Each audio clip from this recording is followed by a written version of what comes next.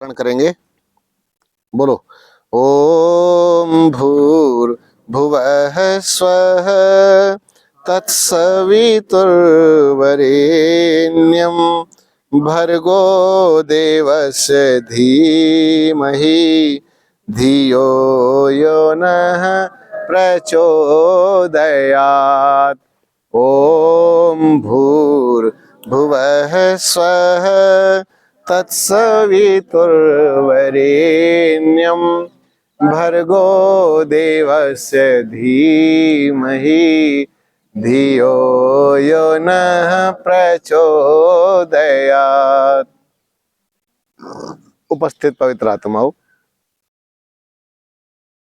संध्या का समय है। थोड़ा सा अपने जीवन से संबंधित, परमात्मा से संबंधित, अपने लक्ष्य से संबंधित कुछ बात हो जाए। कुछ गीत जो मैंने गुनगुनाए, मैं और की तो नहीं कह सकता, लेकिन जो मेरे आसपास होते हैं उन्होंने बड़े पसंद किए हैं, उनको अच्छे लगे हैं। उन्हीं में से एक गीत मैं आपके सामने प्रस्तुत करता हूं। सबसे पहले, प्यारी प्यारी है जीवन डगरिया। ये हमारे एक पंडित सुरेंद्रपाल जी आर्य हैं, नागपुर में रहते हैं, अच्छे विद्वान व्यक्ति हैं और गीतकार हैं। उनका भी अपना एक चैनल है, जीवन प्रेरणा गीत। जब उसमें जाएंगे तो पंडित सुरेंद्रपाल आर्य भी डाल देंगे, तो उसमें भी आ जाएंगे। स्वयं की रचनाएं होती हैं, एक से बढ़कर एक रचनाएं हैं। तो उन्हीं की रचना है उसका आप आनंद लीजिए और मेरे पीछे से गुनगुनाइए। प्यारी प्यारी है जीवन डगरिया, प्यारी प्यारी है जीवन डगरिया, सिर बांधो ना भारी गठरिया, सिर बांधो ना भारी गठरिया, तुझे जाना है दूर नगरिया, तुझे जाना है दूर नगरिया, प्यारी प्यारी है जीवन डगरिया, प्यारी प्यारी है जीवन डगरिया, कई जन्मों से तू तो चला है, कई जन्मों से तू तो चला है, लक्ष्य तेरा न तुझको मिला है, लक्ष्य तेरा न तुझको मिला है, पथ उल्टा गहा दुख भी सुख सा सहा,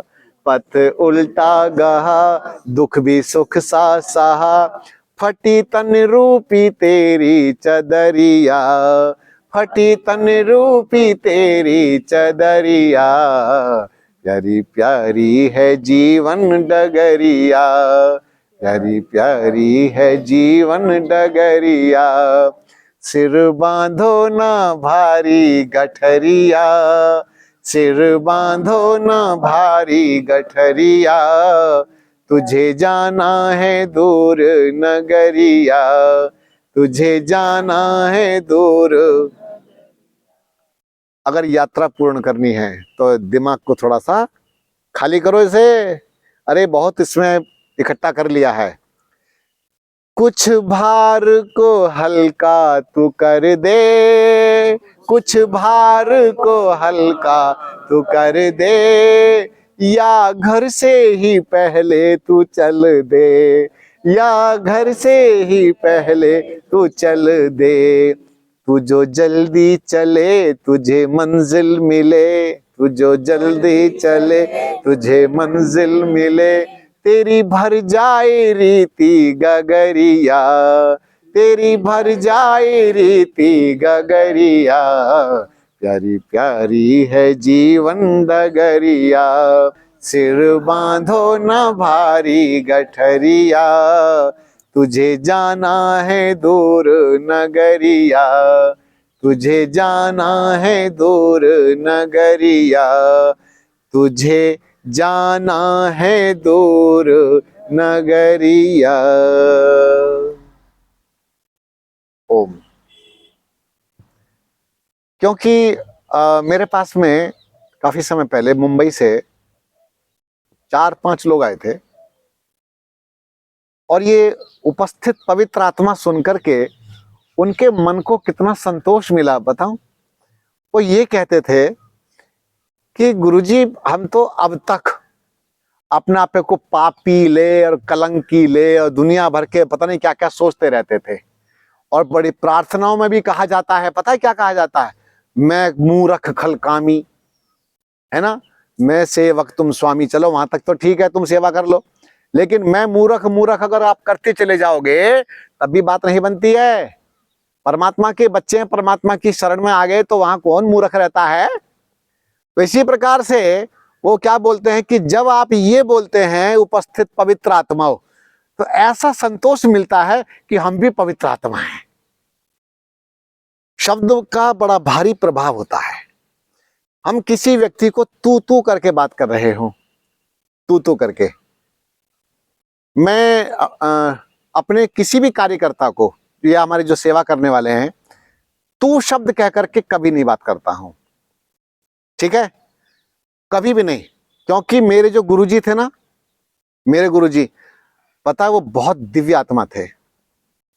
वो क्या कहते थे कि ये मेरे नौकर नहीं हैं, ये मेरे सहयोगी हैं।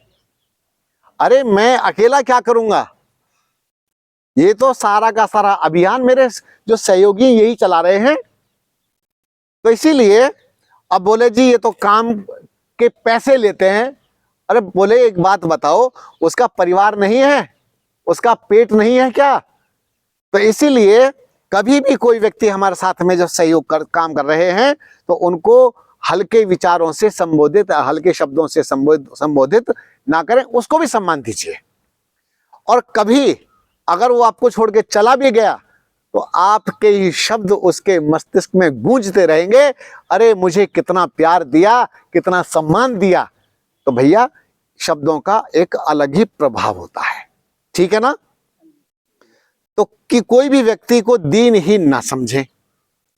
मैं कभी रिक्शे में बैठ जाता हूं तो वो जो चलाने वाला होता है, मैं भैया भैया कह के बात कर रहा होता हूं, उससे बड़े सम्मान के साथ बात कर रहा होता हूं। और पहुंचते पहुंचते अगर दूर का रास्ता है तो वो ऐसा समझो कि जैसे मेरे परिवार का सदस्य बन गया हो। कई तो ऐसे भी होते हैं वो पैसे लेने को तैयार नहीं होते, और जी पैसे वैसे, मैं कि नहीं, तुम्हारा एक पैसा भी मैं नहीं रखने वाला। और सुनो, सम्मान और प्यार और किसी का अधिकार मत छीनिए। एक बार फरीदाबाद में मुझे कहीं दूर जाना था और रिक्शा मैंने कर लिया। उसने बेचारे ने जितना मैंने निर्धारित किया था, जितना निर्धारित किया था उससे उसने ज्यादा चलाया रिक्शा। और मैं भी समझ रहा था कि भाई ये पैसे तो इसके कम हैं, अन्यथा 5-5, 10-10, 20-20 रुपए में खींचतान लगा कर रखते हैं। उसने इतना अपना खून जला डाला बेचारे ने, पसीना पसीना हो गया है। नहीं, अब जब मैंने उसको पैसे दिए, मैं कि देख ये तो वो है जो निर्धारित हुए थे। अब ऊपर से मैंने फिर और पैसे दिए, मैं कि ये है मेरी ओर से जो तुमने अलग से सेवा की है।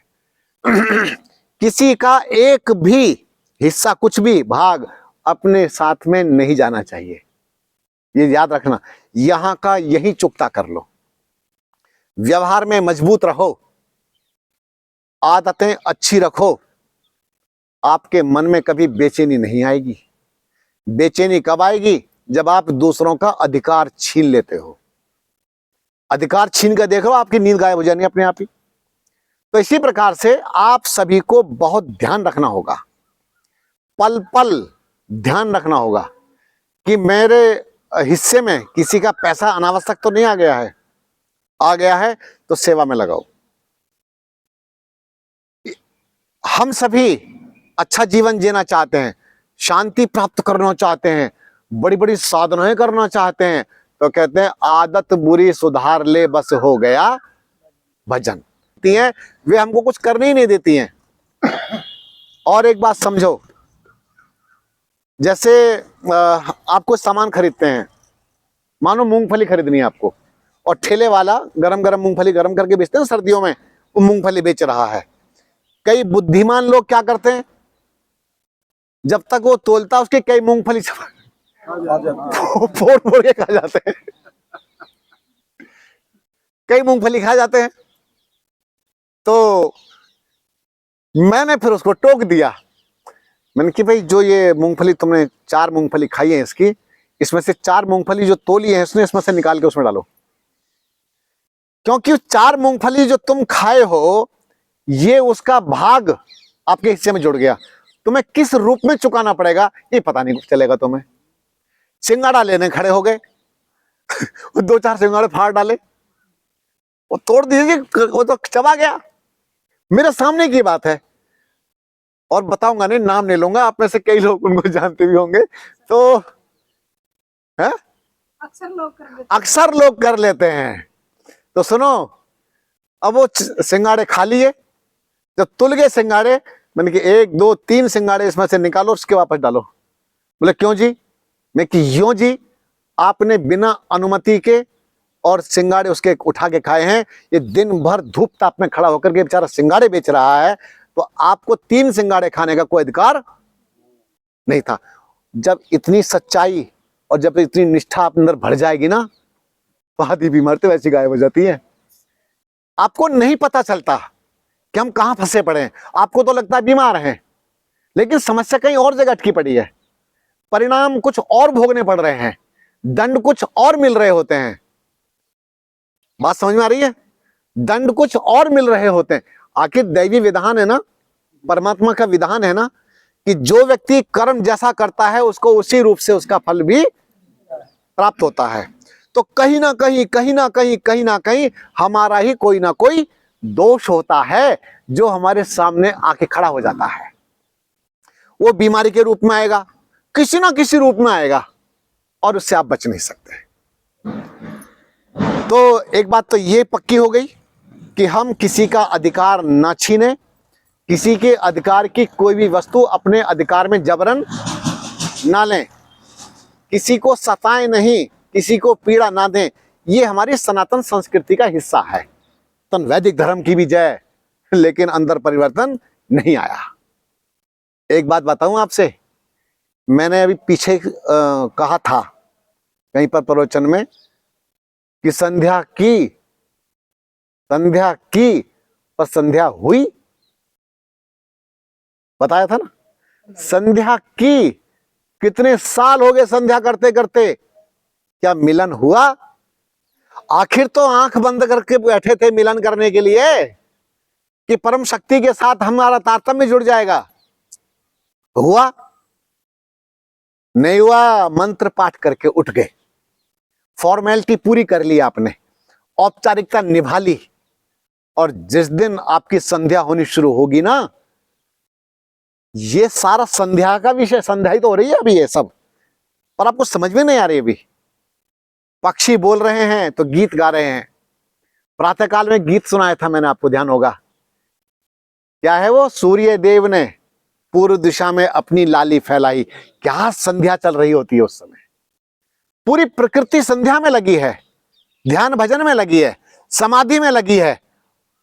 तो हम अगर इधर से आनंदित नहीं हैं तो परमात्मा का आनंद भी हमें प्राप्त नहीं होगा। तो अपनी आदतें सुधारते जाओ। अच्छा एक बात बताओ, एक तो ये व्यवहार संबंधी आदतें हैं, हमारी स्वभाव हैं, ठीक है। दूसरा है खान पान संबंधी गलत आदतें, गलत स्वभाव। इधर आप व्यवहार सुधारें, इधर अपना खान पान बदलें। खान पान बदलते ही आपके अंदर आमूल चूल परिवर्तन होगा। बता देता हूं, ये जितने भी हॉस्पिटल में लोग लेटे हैं ना, ये सारे के सारे एक्सीडेंटल केस को छोड़ के जीभ के कारण लेटे हैं। बोलो हाँ या ना? सब जीभ के कारण। क्यों? मन नहीं मानता, नियंत्रण में नहीं रहती जीभ। ना तो तुम्हारा मन नियंत्रण में है, ना तुम्हारा तन नियंत्रण में, कुछ भी नियंत्रण में नहीं है, तो भैया स्वास्थ्य लाभ भी नहीं मिलेगा। अब तो मैं एक ही बात कहता हूं, मेरे यहां अगर आना है शिविर में, तो पेशेंस रखना, धैर्य, संयम, क्योंकि मेरे यहां संयम की चिकित्सा है। ये जो हम कोई हॉस्पिटल खोल के तो नहीं बैठे हुए, आप आश्रम में आए हैं, और आश्रम में आए हो तो ये संयम का मार्ग है, तपस्या का मार्ग है ना। तपस्या का मार्ग क्यों? आज होगी तपस्या, सुबह के समय हो गई थी। तो तपस्या का मार्ग है, थोड़ा सा सहन शक्ति का मार्ग है। जब आप सहन शक्ति बढ़ाते हैं तो धीरे धीरे सहन शक्ति बढ़ती है और आपके आंतरिक विकास होना प्रारंभ हो जाता है और आपको पता चलता है कि मैं भी पवित्र आत्मा हूं। क्यों? वो काली मां जमी पड़ी है। काली मां वो नहीं जो काली काली होती है, वो नहीं। काली मां कालस लगी पड़ी है, तम अंधेरा छाया पड़ा है। ये जो अंधकार है, इस अंधकार को मिटाना है दिया जला करके। दिया जलाओ अपने अंदर, ज्ञान विज्ञान का दिया जलाओ। जो अच्छा है, जो शुभ है, जो शुचि है, जो पवित्र है, उसको ग्रहण कर लो। एक मंत्र बोलते हो, ओम विश्वानि देव सवितर्दुरितानि परासुव यद भद्रम तन्न आसुव, है ना? कितना बढ़िया मंत्र है। लेकिन बढ़िया कैसे है? इसमें प्रार्थना की गई है कि हे सविता देव। सविता देव किसे कहते हैं? लौकिक भाषा में तो सूर्य को बोलते हैं, लौकिक भाषा में। लेकिन पारलौकिक भाषा में, वेद की भाषा में क्या बोलते हैं? सविता उसको कहते हैं जो सूर्य आदि जितने भी लोकांतर हैं उन सबको प्रकाश देने वाली जो शक्ति है उसको कहते हैं सविता। बात समझ में आ गई? कि हे सविता देव, विश्वानि देव सवितर्दुरितानि परासुव, मेरे अंदर जितने भी दुर्गुण हैं, दुर्व्यसन हैं, बुराइयां हैं, इन सबको मुझसे परासुव दूर कर दीजिए। यद भद्रम तन्न आसुव, जो भी कल्याणकारी अच्छे अच्छे गुण, कर्म और मेरा पवित्र स्वभाव, अच्छा स्वभाव जो मेरे हित में है, ऐसा मुझे प्राप्त करा दीजिए। यानी हे मेरे प्रभु, बुराइयां मुझसे दूर हो जाएं और अच्छाइयों का मेरे अंदर भंडार हो जाए। मेरे अंदर से दुर्गंध ना आए, मेरे अंदर से सुगंध चली आए, मेरी वाणी से सुगंध आए। मैं जब किसी से चर्चा करूं, किसी से बात करूं, तो मेरी वाणी क्रोधित ना हो, मैं क्रोध युक्त वाणी ना बोलूं, मैं बहुत पवित्रता के साथ अपना जीवन यापन करूं, तो फिर हो गया उपस्थित पवित्र आत्माओं। तो इसीलिए हमको अपने दोषों को दूर करना है और निर्दोष हो जाना है, पवित्र हो जाना है, सात्विक हो जाना है, और फिर तो भैया जीवन जीने का आनंद यही प्राप्त होगा। ऐसा नहीं कि मैं तो मरने के बाद स्वर्ग जाऊंगा। बैठे लोग तैयार कि मैं तो हम मरेंगे, ये सीधे स्वर्गवासी बनेंगे। और लिख भी देते हैं लोग, तो बड़े होशियार हैं, और बिना टिकट के डायरेक्ट हो सकता है नरक में गया हो। पता नहीं कहां जाकर के किस योनि में पहुंचा दिया, लेकिन यहां तो लिख दिया स्वर्गवासी फलाने ढिगड़े। जब मैं गुरुकुल में गया पहली बार, और देहरादून गुरुकुल में गया, तो स्वर्ग का मुझे पता चला। स्वर्ग किसे कहते हैं? स्वर्ग उसे कहते हैं जहां विशेष सुख, आनंद और उसके उपभोग की सामग्री हो, जहां ना कष्ट हो, ना पीड़ा हो, ना क्लेश हो, जहां पर ऐसी दुविधाएं नहीं होती, जहां पर आनंद का वास हो, वही तो स्वर्ग है। बाकी नरक है। थूक रहे हैं, खंगार रहे हैं, दुनिया भर का गंध भरा पड़ा है, बीमारियों का पुतला बन गया है, देह भरा पड़ा है बीमारियों से, नरक है। और जब आप बिल्कुल एकदम निरोग हो चुके होते हैं, मन आपका शांत होता है और बढ़िया उत्साह रहता है जीवन में, और परमात्मा से कनेक्टिविटी बनी रहती है, यानी कि जुड़े रहते हैं, तो आप स्वर्ग में हैं। और जब मुझे स्वर्ग का पता चला, तो मुझे पता चला, अरे मैं तो स्वर्ग में रहता हूं। तपोवन में रहता था, सन 1992 की बात है ये। तो उस समय मैंने क्या किया, अपने नाम से पहले स्वर्गवासी लिखना शुरू कर दिया था, स्वर्गवासी विनोद कुमार शर्मा। और जो स्वर्गवासी लिख दिया, तो ये स्वर्गवासी मैं तो खुशी खुशी लिखा। मुझे तो यही पता नहीं था तब तक कि मरने के पहले लिखा जाता है।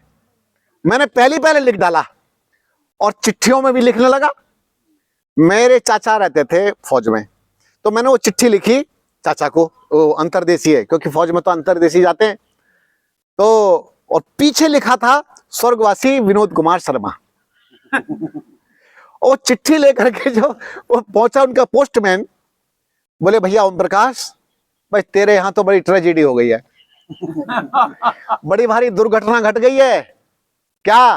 बोले तुम्हारे यहाँ कोई विनोद कुमार शर्मा है? बोले हाँ है। बोले वो तो स्वर्गवासी हो गया। चाचा फिर बाद में मुझे बताते, बोले मेरे पैर की जमीन खिसक गई। क्यों खिसक गई? अरे अच्छा भला लड़का हमारा, क्योंकि मैं अपने परिवार में मेरा एक अच्छा स्थान रहा सदैव, अभी भी अच्छा स्थान है, परमात्मा की कृपा है। तो अब चाचा बेचारे रोए तो नहीं, लेकिन हालत खराब है अंदर से। बोले भाई चिट्ठी दो तो सही, पहले देखे तो सही। अब चिट्ठी जब खोली गई तो चिट्ठी में लिखा था, श्रद्धेय पूज्यपाद मेरे प्रिय चाचा जी, सादर चरण स्पर्श। जो एक भाषा होती है, मैं परमपिता परमात्मा और आपके आशीर्वाद से बिल्कुल स्वस्थ एवं आनंदित हूं। आज मुझे पहली बार पता चला कि स्वर्ग क्या होता है और स्वर्गवासी क्या होता है। और चाचा जी मैं आपके आशीर्वाद से बिल्कुल स्वर्गवासी हो गया हूं और मैं स्वर्ग में वास करने लगा हूं। भाई जो स्वर्ग में वास करे वही तो स्वर्गवासी होता है। तो अब आप स्वर्गवासी लिख नहीं सकते, लिखोगे तो गड़बड़ हो जाएगा सारा। तो स्वर्ग में वास करने वाला ही स्वर्गवासी होता है, नरक में वास करने वाला नरकवासी होता है। ये सीधी सीधी भाषा है, इसमें भेद कहां रह गया। तो आइए हम अपने को स्वर्गवासी बनाए। नरक, भाई सीधी बात है, नरकवासी ना बनाए, नारकीय जीवन ना जीना पड़े। बात तो स्पष्ट हो रही है ना, नारकीय जीवन ना जीना पड़े, नरक वाला जीवन ना जीना पड़े। हम यहीं पर स्वर्ग की भांति जीवन जिए, आनंद में जीवन जिए और परमपिता परमात्मा के होकर के रहें और हर जगह परमात्मा को अनुभव करें। तो फिर हो जाएगा उपस्थित पवित्र आत्मा हो। ऐसे पवित्र स्थान पर आप आए हैं, यहाँ पर आकर के आप यज्ञ करें, यजमान बने। आवश्यकता पड़ी तो एक दो हम यज्ञ कुंड और बना लेंगे ताकि सबको उसका आनंद प्राप्त होवे। ठीक है, बहुत बहुत शुभकामनाएं। और अब हम इनको आशीर्वाद देंगे। तो क्या करना है आपको, अब आप एक बार खड़े हो जाइए और इनके पीछे खड़े हो जाओ।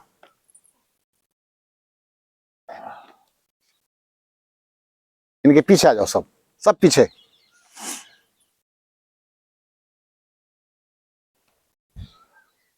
अब आप तो जहां से आशीर्वाद दे दोगी, हाँ बढ़िया। आप यहाँ आ जाओ, ऐसे यहाँ तक आ जाओ, बैठो, खड़े हो जाओ, हमारी डिब्बी ना दब जाए।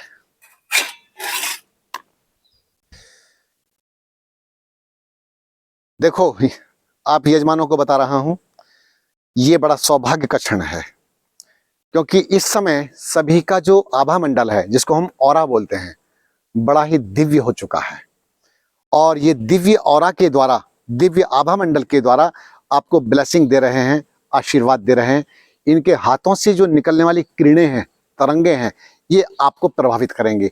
तो आप सभी अपने अपने हाथ इनके ओर, सिर की ओर ऐसे निकालें, ऐसे इनकी ओर, और ऐसे खड़े हो ताकि आप ऊपर चढ़ जाइए, भले ऊपर वाले उसमें हो जाइए, बहुत अच्छा रहेगा। बहुत अच्छा, बहुत अच्छा, ठीक। अब अच्छा हो गया, निकालो हाथ ऐसे पूरा। शपथ ग्रहण नहीं हो रहा। ओम पुनस्त्वादित्या वसुरुद्रः समिंदताम पुनर्ब्रह्माणो वसुनेति यज्ञै घृतेन त्वं तन्वं वर्धयस्व सत्याः सन्तु यजमानस्य कामाः। आप सब बोलिए जो खड़े हैं, सत्याः सन्तु यजमानस्य कामाः कामाः।